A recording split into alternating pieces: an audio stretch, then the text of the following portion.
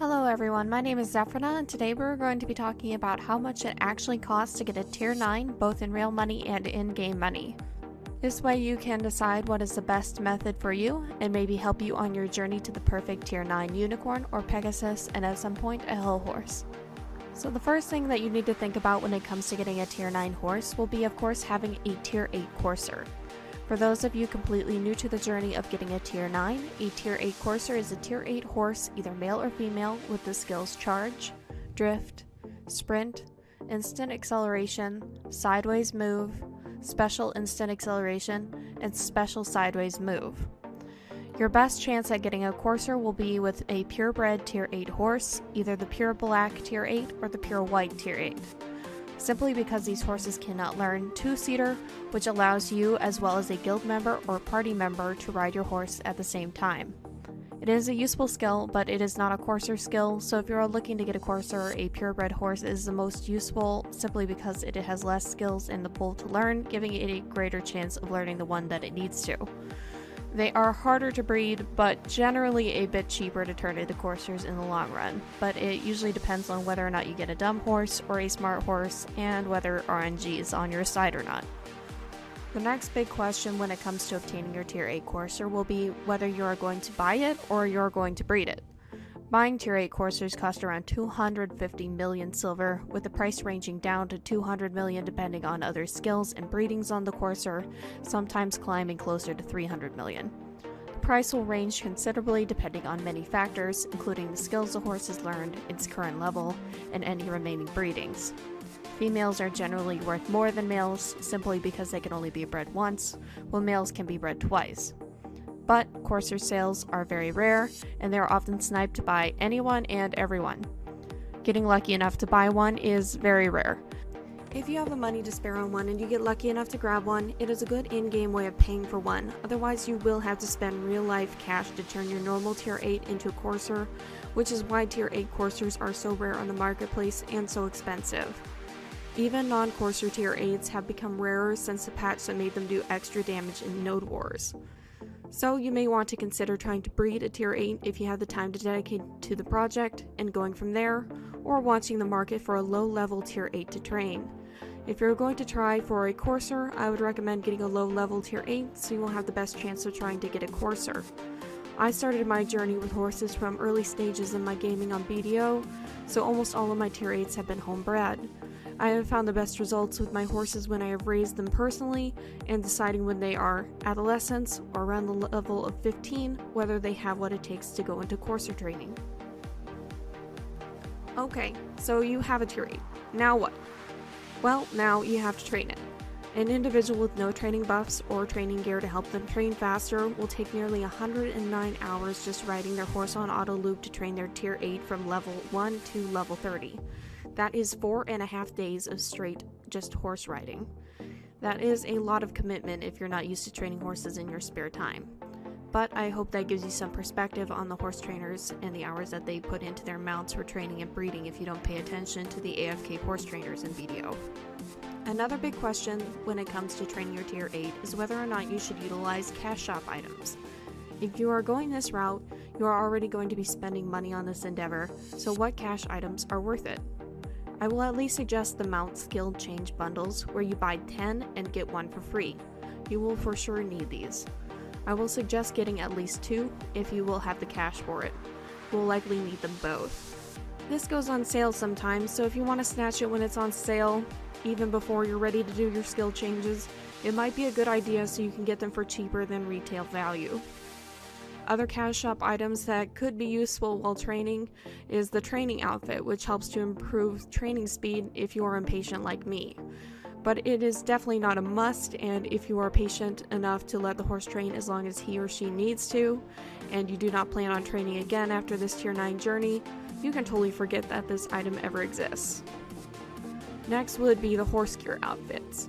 If you have been playing the game for long enough, you probably have a horse outfit. I would suggest having your horse wear the outfit while training, if for no other reason than it gives a small bonus to the horse maybe possibly learning a new skill every time it levels up.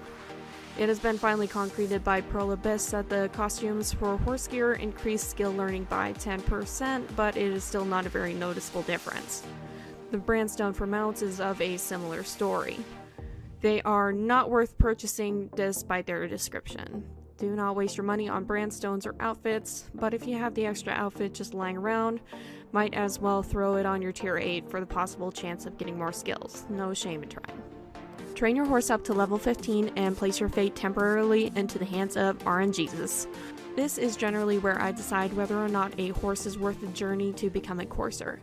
If the horse has not been consistently learning skills, it might be a dumb horse that will be a pain to get to learn the harder skills at the higher levels. And as we go from this point, we will be spending real money on this endeavor, so you have to be sure that the horse is worthy of this chance.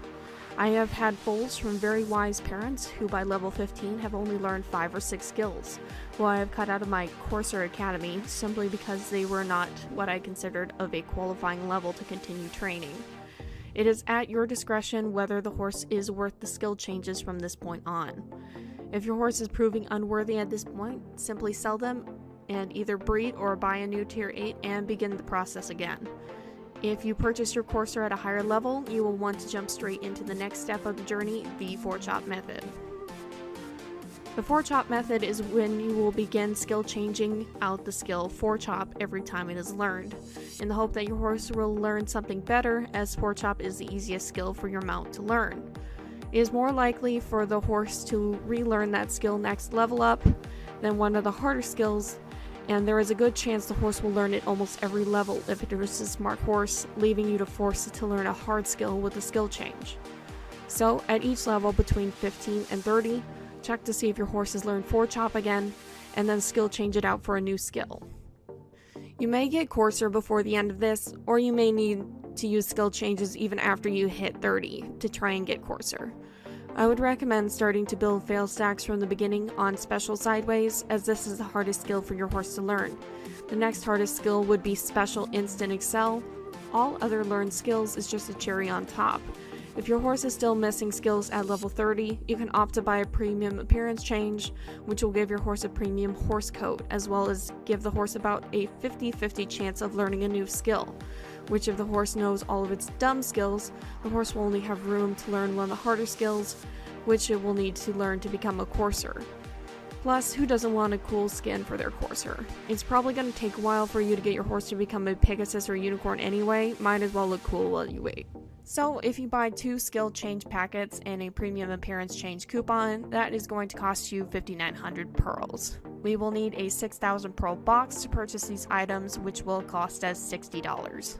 That's real life money, real life cash, out your wallet. Ouch. No wonder no one does this. Give up while you still can.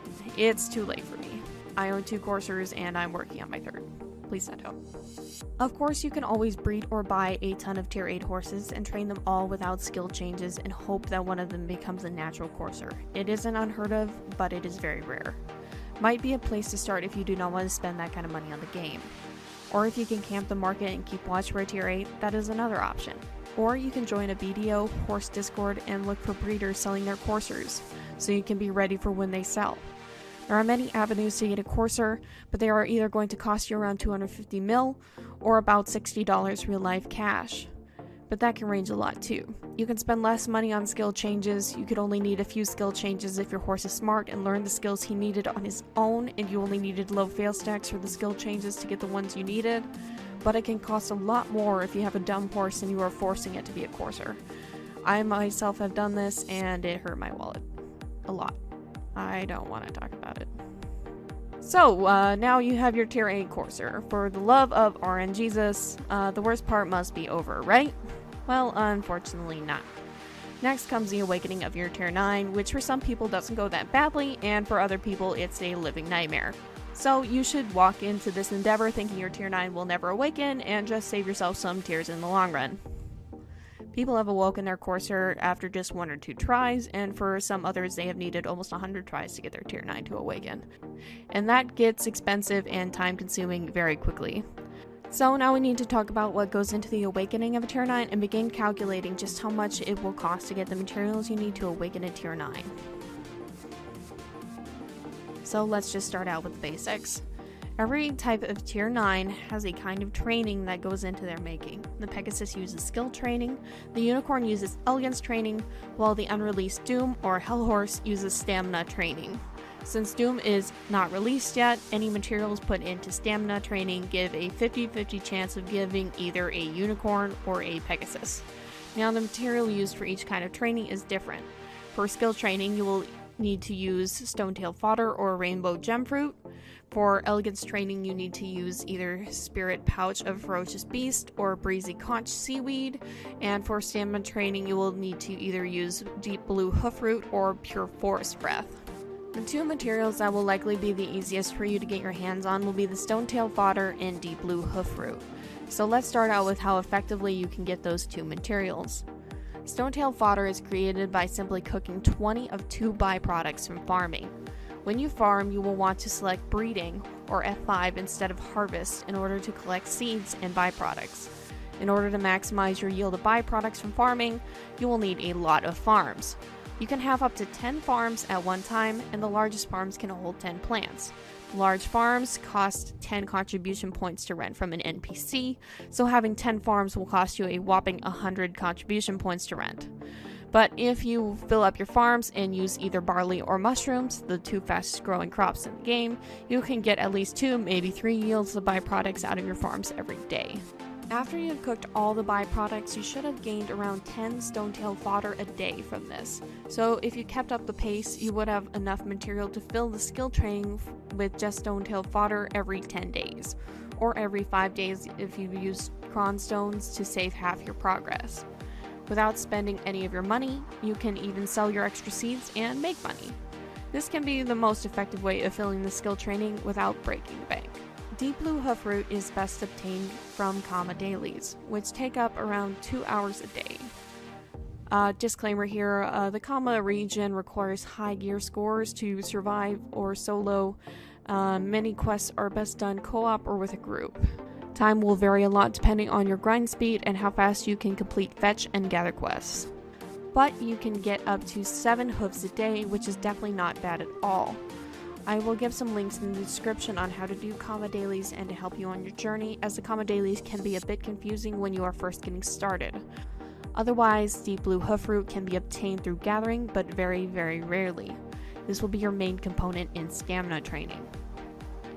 Stonetail Ranch will give you a quest to capture a horse every day, which will give you 1 tier 9 material if you are professional 1 or higher in your training, or if you are master 1 or higher in your training, you can receive 2 materials. This can be a tedious quest, but every material helps.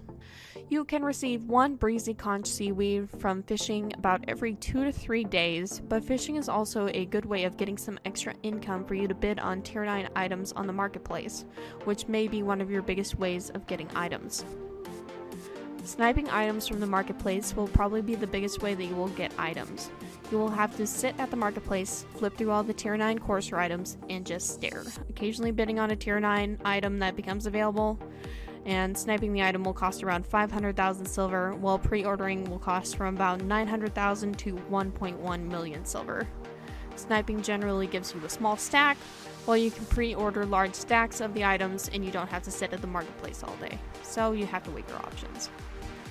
One more item that you will need in your attempt falls in and out of popularity on the marketplace, and it will be one of your main items in the awakening process, a Krog's Origin Stone. These stones are used in each attempt and can be very hard to obtain. Some of the best ways of obtaining them are through Imperial Delivery Seals and Horse Racing Seals, each of which you can turn in for either Swaying Wind Shards or Rumbling Earth Shards. You will need 25 of each to make a Krog's Origin Stone. Your best bet of obtaining these without breaking the bank is horse racing. Horse races are currently quite dead, and many races can be run alone, leaving you with 5 free racing seals. And even if you race with someone else, if they are faster than you, they will generally wait near the end so that you will still get seals if you are on a slow horse. Another big expense in your tier 9 journey will be Cron Stones.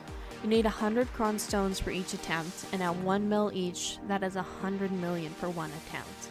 Just in Cron Stones. You will want to Cron Stone your attempts to save half of the materials that you used the first time. This is because materials are much harder to get than Cron Stones and sometimes more expensive too. So if we are looking at an average number of attempts at say 25, you will have spent 2.5 billion silver on just Cron Stones alone. Ignoring materials completely, that is a lot of silver to pour down the drain attempting your tier 9. If you decide not to earn a single one of the materials for your attempts and pre-order or buy all the materials that you need for your attempts, the price rises even further. You need 100 materials for each attempt and a Cron's Origin Stone. If you pre-order your materials at an average of 1 million silver each, that is again 100 million silver for each attempt for materials. Another 2.5 billion over the course of 25 attempts. Cron's Origin Stones can be made a bit easier if you buy Swaying Wind Shards and Rumbling Earth Shards from the marketplace and then cook them together. Swaying Wind Shards generally go for around 500 to 100,000 silver on the marketplace and are usually quite abundant. They are not at all that hard to come by and do not generally need to be pre-ordered, but we will give an average price of 75,000 just as a marketplace estimate. The Rumbling Earth Shards, however, are very hard to come across on the marketplace and sell for 200,000 silver on the marketplace if they are available. You will likely need to pre-order them for around 300,000 for each Rumbling Earth Shard to be competitive on the marketplace, maybe even more. So to make one Cron's Origin Stone, you will need to spend 1,875,000 on Swaying Wind Shards, which is not all that bad. For Rumbling Earth Shards, however, it will be around 7.5 million for the shards.